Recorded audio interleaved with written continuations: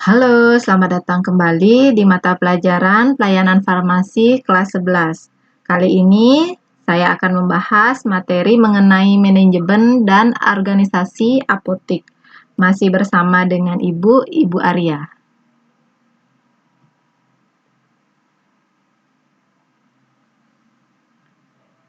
Adapun tujuan dari pembelajaran kali ini yaitu melalui kegiatan pembelajaran ini peserta didik dengan teliti, cermat, dan bertanggung jawab diharapkan mampu memahami penerapan sistem manajemen, memahami penerapan manajemen di apotek, memahami penjabaran organisasi, dan dapat membuat struktur organisasi apotek.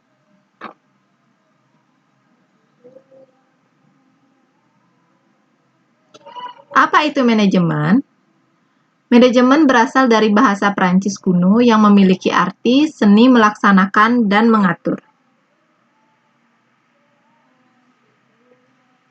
Pada hakikatnya, setiap manusia merupakan manajer bagi dirinya sendiri, dan orang-orang yang mampu mengatur atau memanage hidupnya akan meraih kebahagiaan. Manajemen juga memiliki peran yang vital bagi keberhasilan manusia dalam meraih harapan dan cita-cita.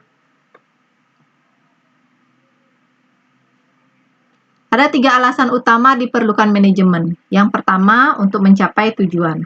Manajemen dibutuhkan untuk mencapai tujuan organisasi dan pribadi. Yang kedua, menjaga keseimbangan di antara tujuan-tujuan yang saling bertentangan. Manajemen dibutuhkan untuk menjaga keseimbangan antara tujuan, sasaran, dan kegiatan yang saling bertentangan dari pihak-pihak yang berkepentingan dalam organisasi. Yang ketiga, mencapai efisiensi dan efektivitas. Kerja organisasi dapat diukur dengan banyak cara yang berbeda. Salah satunya adalah mengukur efektivitas dan efisiensi karena kekuasaan seorang manajer tergantung pada kemampuan membuat orang lain melaksanakan fungsi-fungsi manajemen dengan baik.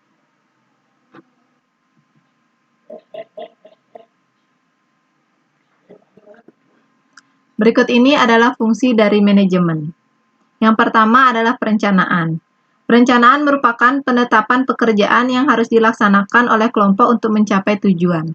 Secara terperinci, perencanaan mencangkup mempelajari dan meramalkan masa depan, menentukan sasaran atau tujuan beserta fasilitas yang diperlukan dan memilih strateginya, membuat kebijakan, membuat program kerja dan perhitungan waktu setiap kegiatan, menentukan prosedur kerja, dan menentukan rencana anggaran. 4 langkah dasar dalam penyusunan perencanaan adalah yang pertama, tetapkan tujuan atau seperangkat tujuan. Selanjutnya, definisikan situasi saat ini. Setelah itu, identifikasi hal-hal yang membantu atau menghambat. Dan yang terakhir, kembangkan seperangkat rencana atau seperangkat tindakan untuk mencapai tujuan. Fungsi manajemen yang kedua adalah pengorganisasian. Pengorganisasian merupakan proses pengelompokan kegiatan-kegiatan untuk mencapai tujuan-tujuan dan penugasan setiap kelompok kepada seorang manajer. Pengorganisasian dilakukan untuk menghimpun dan mengatur semua sumber-sumber yang diperlukan, termasuk manusia, sehingga pekerjaan yang dilaksanakan dapat terlaksana dengan berhasil. Fungsi manajemen yang ketiga adalah pelaksanaan. Pelaksanaan merupakan usaha menggerakkan anggota-anggota kelompok sedemikian rupa sehingga berkeinginan dan berusaha untuk mencapai tujuan yang telah direncanakan bersama. Dan fungsi manajemen yang terakhir adalah pengawasan. Pengawasan merupakan penemuan dan penerapan cara dan alat untuk menjamin bahwa rencana yang telah dilaksanakan sesuai dengan rencana yang telah ditetapkan.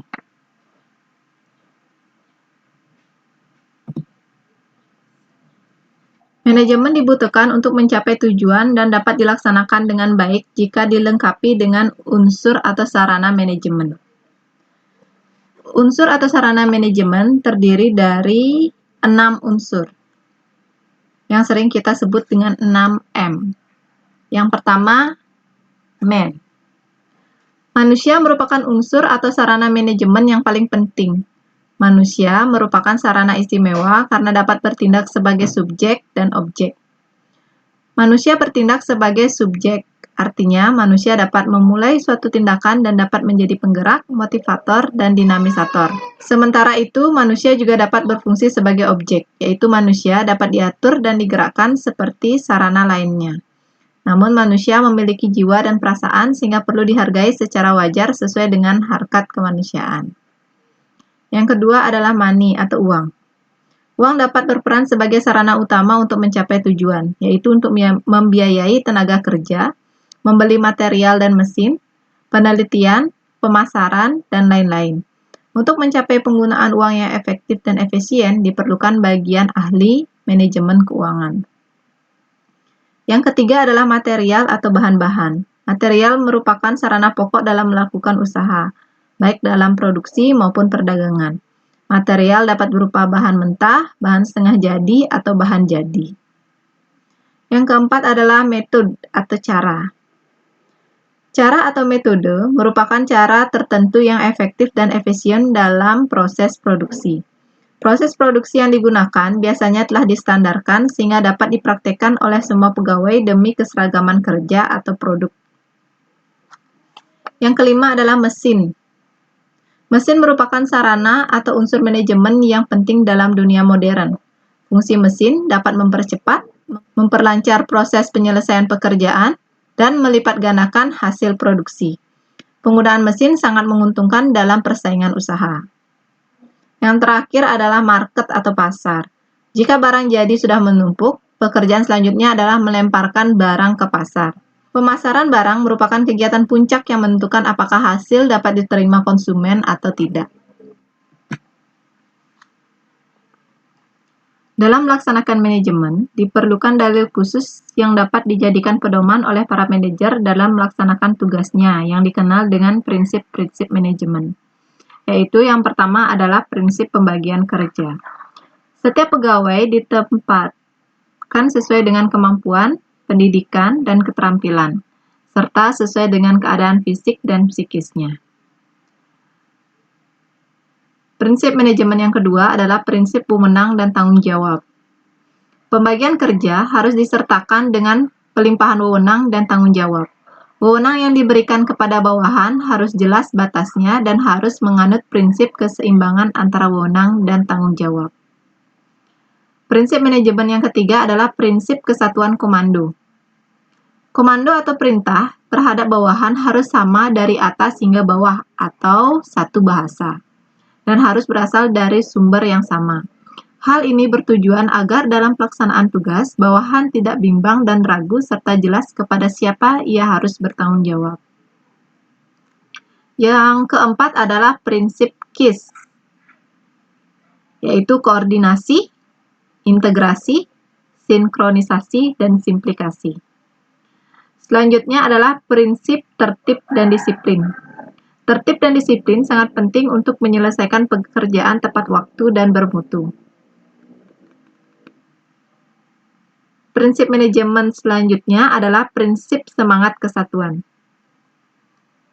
Setiap orang yang bekerja sama dalam suatu perusaha perlu memiliki jiwa kesatuan, rasa senasib, dan seperjuangan, melalui dari tingkat yang paling atas hingga paling bawah. Dengan semangat kebersamaan, semua orang yang terlibat akan bekerja dengan senang hati, serta timbul inisiatif dan prakarsa untuk memajukan usaha. Yang terakhir adalah prinsip keadilan dan kejujuran. Semangat kesatuan akan terbina jika dalam usaha berlaku keadilan dan kejujuran.